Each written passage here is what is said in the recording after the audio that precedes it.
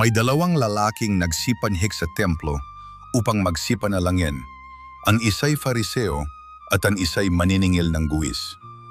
Ang Fariseo ay nakatayo at nanalangin sa kanyang sarili ng ganito: Diyos, pinasasalamatan kita na hindi ako gaya ng ibang mga tao na mga manglulupig, mga liko, mga mapangalunya, o hindi man lamang gaya ng maniningil ng buwis na ito.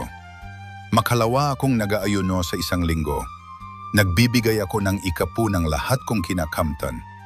Datapuat ang maniningil ng buwis na nakatayo sa malayo ay ayaw na itingin man lamang ang kanyang mga mata sa langit, kundi dinadagukan ang kanyang dibdib na sinasabi, Diyos, ikaw ay mahabag sa akin na isang makasalanan. Sinasabi ko sa inyo na naog at umuwi sa kanyang bahay ang taong ito na inaaring ganap kaysa isa. Sapagkat ang bawat nagmamataas sa kanyang sarili ay mabababa, datapuat ang nagpapakababa sa kanyang sarili ay matataas.